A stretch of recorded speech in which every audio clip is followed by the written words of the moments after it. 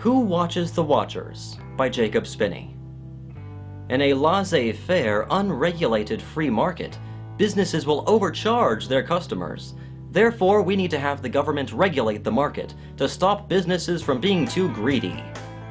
And who is to stop a business from simply hiring lobbyists and bribing the regulators so that instead of stopping them from overcharging customers, they will actually help them to? History has unequivocally shown this to be the case. Regulators, under the guise of fairness and safety, will enact regulations that make it extremely costly in time and money, or even outright illegal, for new businesses to enter the market, thus granting the already existent ones much larger shares of the market than they would otherwise have, thus giving them much more leverage to overcharge their customers. And for the few regulators to refuse bribes, all it takes is a slick enough lobbyist, the kind who could sell ice to an Eskimo, to persuade them that it's actually better off for the market if the regulators eliminate their competition. And if the regulator still does not give in, then the business will simply use their political connections to replace that regulator with someone who will. Why do you think corporations give large campaign contributions to both of the major candidates in an election? It's to ensure that whoever wins, the winner will still be in their pocket. For example, air transportation was beginning to take shape in the late 1930s. The government, fearing that evil monopolies would form in the industry, created the Civil Aeronautics Board, who themselves gave a monopoly on international air travel to Pan American World Airways. And of course they did this under the guise of consumer protection. They argued that if there was competition, then airfares would go up, because then they would need to spend money on advertising, and that a lower market share due to competition would reduce the cost savings they obtain from economies of scale.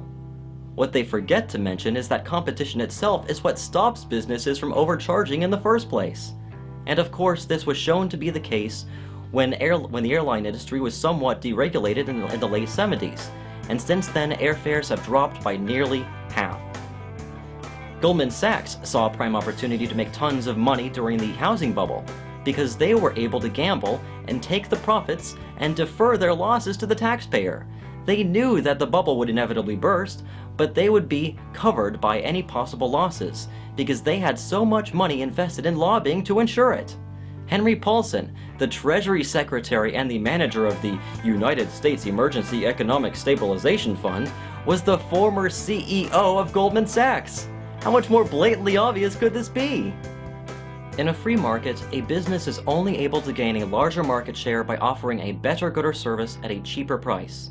Now, thanks to the Regulation Board, the business no longer has to cater to the customer. They only have to cater to the regulators.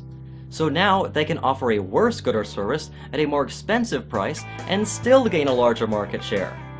Thanks to the Regulation Board, the game has changed from who can offer the best good or service at the cheapest price to who has the best lobbyist. Much as some would love to believe, there are no gods in the government. The government is run by human beings. Fallible, corruptible, human beings whose only credentials are having the right connections and winning a popularity contest. The fewer regulators there are, the easier it is for lobbyists to bribe and manipulate. This is why the free market is the best regulator of all. Instead of the power being in the hands of a select few, the power is in the hands of each and every single one of us.